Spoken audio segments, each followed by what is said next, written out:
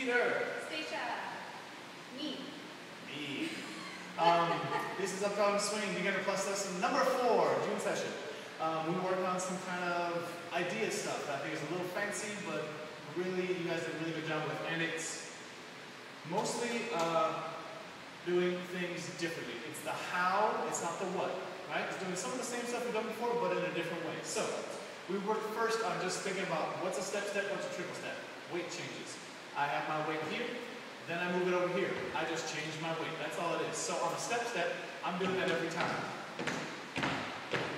On triple steps, I'm doing that every 2 beats. 1 and 2, 1 and 2, 1 and 2. You can see it when we do it like that. Now some people dance like this. 1, 2, 3, and 4, 5, 6, 7, and 8. And you never ever know when they change the weight because they never do. So we practice going 1, 2, 3, and 4, 5, 6, 7, 8. Ridiculously way too big just to make sure that we were changing our weight at all. And when you start actually moving into the triple steps for a reason, not just because you're doing feet, but you're incorporating your whole body, then the dance can start to feel kind of different. So what we did is we tried a circle, which normally goes 1, 2, 3, and 4, step, step, triple step, and we extended and put a bunch of extra steps in the middle there. And what I wanted you guys to practice was feeling how long am I stepping as a meter, how long, and then when do I come to that ending, that V that comes together on that triple step, that's sort of sitting into that last triple. So the followers are trying to figure out when that is, the leaders are trying to be clear. So I'll just do a bunch of them. Stacia doesn't know. Step, step, step. I'm just riding this feeling out, and then when I'm done, it's really clear. It's an obvious and instantaneous connection that we have. She doesn't have to know because she can feel it. Alright, and as long as I kind of commit to this thing, it works. So instead of trying to know what's coming next, or always having a plan, when I just commit to one thing, she ends up committing it too, and then we kind of match up on that. Okay? So again, we have this normal zoom, 1, 2, 3, and 4. We're changing our weight every time, and then we do the slow thing. The difference between the step-steps and triple steps, what we're trying to have you guys find. We tried it in another place too. We did this simple 6-count move. 1, 2, triple step, triple step.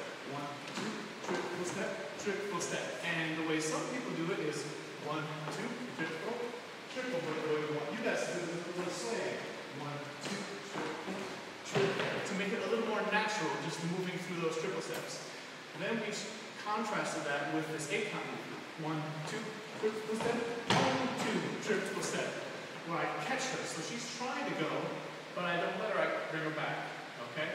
And she feels the difference not just because I'm pulling on her with my arm, but because I'm moving my body in concert with my arm. So that the feeling comes a lot from my leg, not nearly as much from my arm as you might think. So, she doesn't know which one I'm going to do. I'm going to do one or the other. She can feel the difference. Because I changed my weight here, she feels it. And because I just continue, she feels the difference there. So we, again, are working the difference between steps and triple steps can change the timing of the dance. Is it a 6 counts and 8 count? That's really where the difference lies. Triple steps and steps. So once we got you guys dancing a little bit differently and trying to get a little bit more natural and find this commitment to these movements, then we talked about connection. And we just did a real simple exercise. We took all of the connection out for a second, and we just tried to move our belly buttons away from each other. Not our shoulders away from each other, right? And not just our butts, right? Our belly buttons are middles, right? So, leaving this connection point in the middle, kind of on a half-court line between us, what we worked on then was posture first, saying that connection starts with your posture, right? Your frame begins with your posture. So we have good posture. We're not locked or tight or anything. We just have this feeling right here, and then we bend our elbows. That's all we need to do to begin with. Once we've got that, we hold in our hands and leave this connection point here, and then we move our bodies away from the connection point. That is just like stretching a rubber band, and it increases the tension between us. And when we do it without this lift, without all this extra static, then instead of feeling on-off, we feel a gradual buildup of energy. Again, it's analog versus digital. It's a feeling I want you guys to practice a little bit. We try doing that going out, and then we also try doing it coming back in, where we keep continuing past the nothingness. It feels a little weird and humpy, but it's just practice and it's okay. Squeeze out through the nothingness, out to a stretch.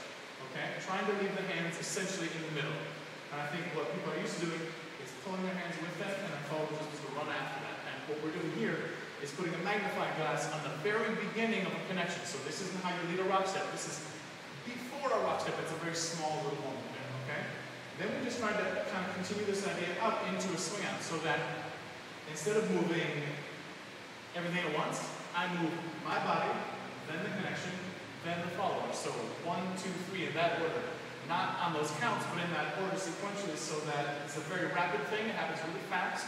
Can't see it all the time, but we can really feel the difference. So we'll try and exaggerate so you guys can really see it.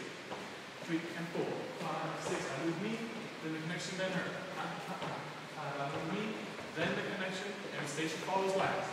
If I don't do that, 1, 3, 4, 5, or if she gets ahead, 1, zip. You can see those steps. If we both just hang behind the thing. I'm always ahead of my hand. She's always behind her hand.